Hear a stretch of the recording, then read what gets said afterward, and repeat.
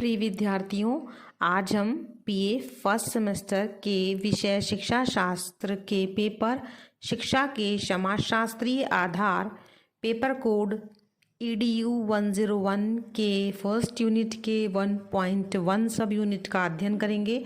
आज का हमारा टॉपिक है नेचर ऑफ एजुकेशन, हिंदी में शिक्षा की प्रकृति। तो आइए आज हम अपने इस विषय पर चर्चा शुरू करते हैं। शिक्षा का स्वरूप या प्रकृति क्या है?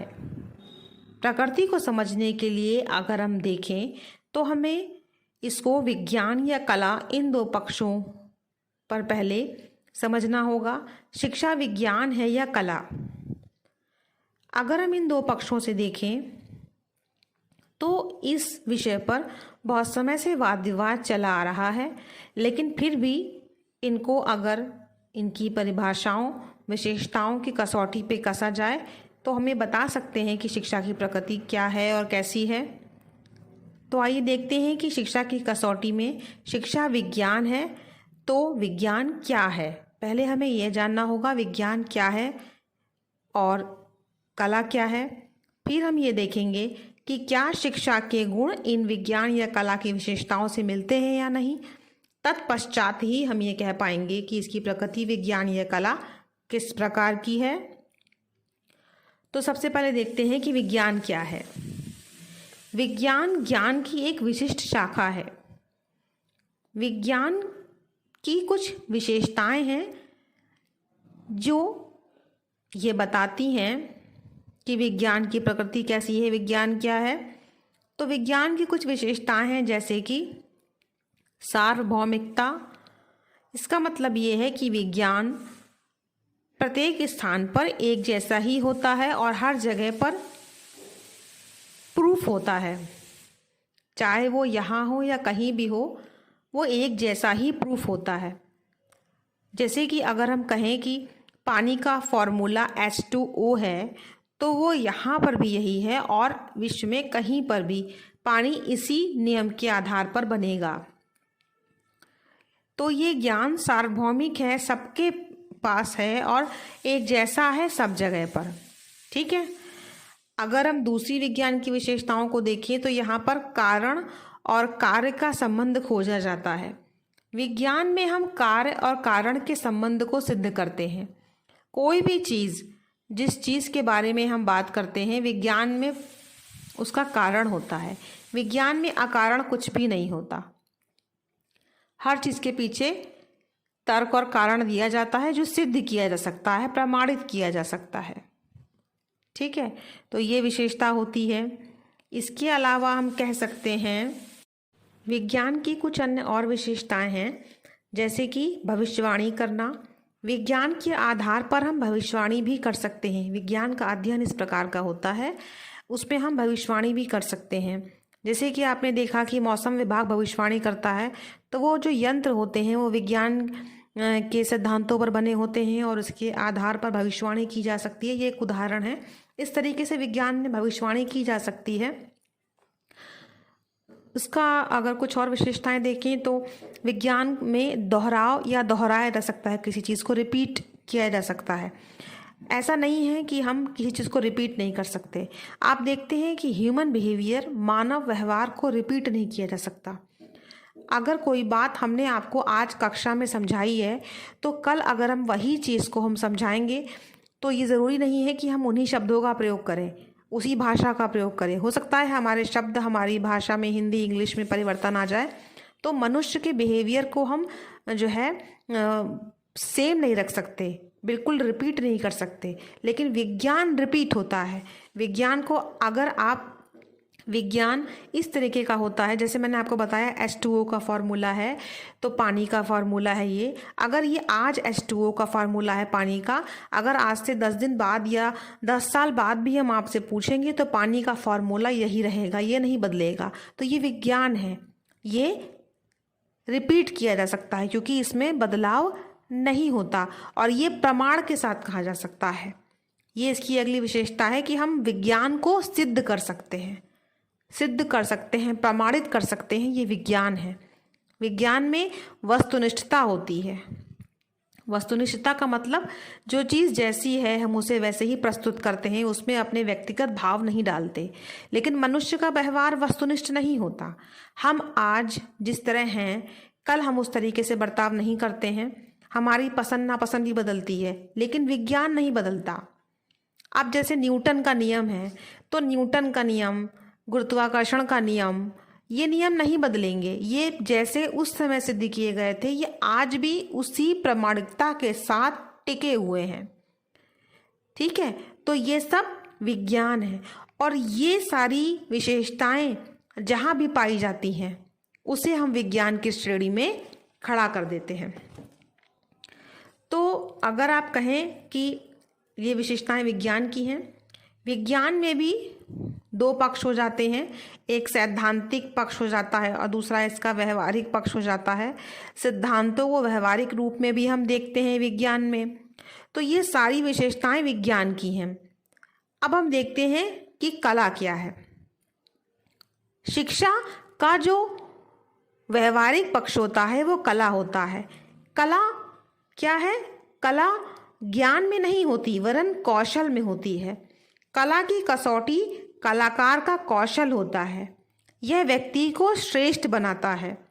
कला का लक्ष्य करना है कोई काम, ना कि जानना। कला में ज्ञान के साथ कौशल तथा अभ्यास शामिल होते हैं। अभ्यास और पुनरावृत्ति के बिना कला को प्राप्त नहीं किया जा सकता। किसी चीज का एप्लीकेशन पार्ट किस तरीके से किया जाए, आपके अंदर कौन सा स्किल है, कौन सा कौशल है, और किसी चीज़ को कितने अच्छे से प्रस्तुतिकरण किया जाए, किस तरीके से उस कार्य को व्यवहारिक रूप दिया जाए, हाँ, ये होता है कला। तो आपने देखा कि विज्ञान क्या है और आपने यहाँ पे देखा कि कला क्या है। अब इन दोनों की विशेषताओं के आधार पर हम आगे ये देखेंगे कि शिक्षा की प्रकृति क्या है, क्योंकि हमारा आज का विषय यही है। उपयुक्त जो विवेचन से स्पष्ट हुआ आपको कि शिक्षा को ना तो विज्ञान की श्रेणी में रखा जा सकता है और ना ही कला की श्रेणी में। यह विज्ञान भी है और कला भी है। ठीक है, ये दोनों ही चीज़ें हैं, क्योंकि शिक्षा में विज्ञान के गुण भी हैं और कला के गुण भी हैं। शिक्षा पूरी तरीके से सैद्धांतिक भी नहीं है और पूरी तरीके से व्यवहारिक भी नहीं है। यह सैद्धांतिक भी है और व्यवहारिक भी है। इसकी दृष्टि से अगर हम इसको समझने का प्रयास करें तो हम देखेंगे कि आपके शिक्षा में जितने भी सिद्धांत आते हैं वो फिक्स हैं, निश्चित हैं, प्रमाण के साथ दिए गए हैं, तो वो सैद्धांतिक पक्ष में आ जाते हैं। ठीक है, तो वहाँ हम उसको विज्ञान की श्रेणी में रखेंगे। लेकिन जब उन्हीं सिद्धांतों को जीवन में छात्र के उतारा जाता है, व्यवहारिक रूप से लाया जाता है, तब वो वहाँ पर कला का भूमिका अदा करने लगती है। तो हम विज्ञान और कला इन दोनों ही विशेषताओं को शिक्षा के अंदर प्राप्त करते हैं, देखते हैं। जो आपकी शिक्षा है ये विज्ञान है, परंतु ये एक तरीके का सामाजिक विज्ञान है, क्योंकि शिक्षा किसके लिए है? मनुष्य के लिए है।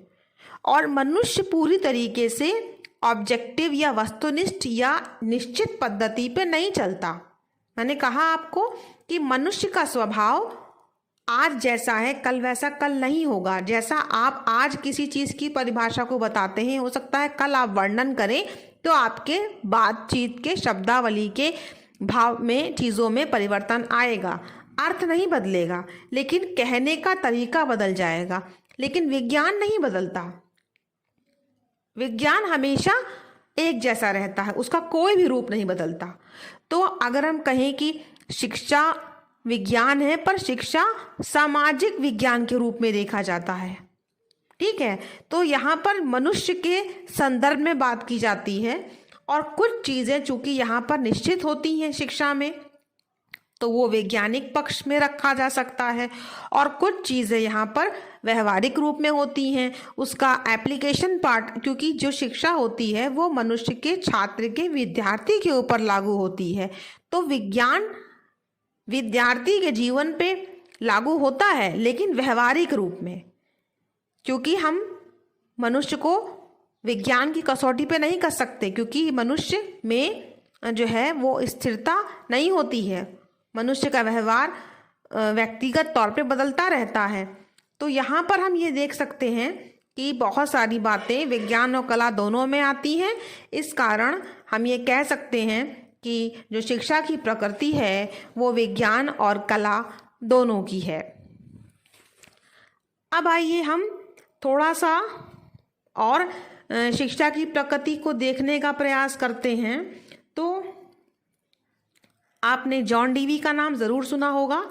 जॉन डीवी ने अपनी पुस्तक डेमोक्रेसी एंड एजुकेशन में शिक्षा की प्रकृति को कुछ अलग तरीके से उजागर किया और उन्होंने लिखा है, उन्होंने शिक्षा को 10 बिंदुओं के माध्यम से बताने का प्रयास किया कि शिक्षा की प्रकृति कैसी है। तो आप ये भी देख लीजिए, इस पर भी नज़र डाल लीजिए। हमारा पहला पॉइंट है, शिक्षा जीवन की एक आवश्यकता है। डीवी ने कहा शिक्षा की प्रकृति में कि शिक्षा जीवन की एक आवश्यकता है, बिल्कुल आवश्यकता है। नंबर 2, शिक्षा एक सामाजिक कृत्य के रूप में, ठीक है, शिक्षा समाज के अंदर मानव को दी जाती है, इसीलिए शिक्षा सामाजिक कृत्य के रूप में होती है। नंबर 3, शिक्षा एक निर्देशन के रूप में। नंबर 4, शिक्षा वृद्धि के रूप में, बिल्कुल शिक्षा वृद्धि और विकास करती है। 5वां नंबर है शिक्षा तैयारी के रूप में। शिक्षा हमें जीवन के लिए और हर चीज़ के लिए, संघर्ष के लिए, समायोजन के लिए तैयार करती है। 6वां नंबर है शिक्षा प्रकटीकरण के रूप में। 7वां नंबर है शिक्षा शक्तियों के प्रशिक्षण के रूप में। 8वां नंबर है शिक्षा निर्माण के रूप में, मानव निर्माण करती है शिक्षा। 9वां नंबर है शिक्षा पुनरावृत्ति तथा पुनर्वेक्षण के रूप में। और 10वां है शिक्षा पुनर्निर्माण के रूप में। तो ये डीवी ने अपनी पुस्तक में शिक्षा की प्रकृति बताया। तो इस तरीके से आपने देखा कि शिक्षा की प्रकृति पर हमने काफ़ी सारी चर्चा। इस प्रश्न के उत्तर को लिखने के लिए अगर आपको आएगा तो आप इस तरीके से लिख सकते हैं कि शिक्षा की प्रकृति क्या है। तो शिक्षा की प्रकृति में आप विज्ञान और कला की विशेषताओं को लिखते हुए अंत में ये लिख सकते हैं कि शिक्षा विज्ञान और कला दोनों है, क्योंकि इसमें दोनों की ही विशेषताएं पाई जाती हैं। और जॉन डीवी के जो ये 10 बिंदु हमने आपको यहाँ पर डिस्कस किए, इनको भी आगे शिक्षा की प्रकृति के उत्तर में लिख सकते हैं। धन्यवाद।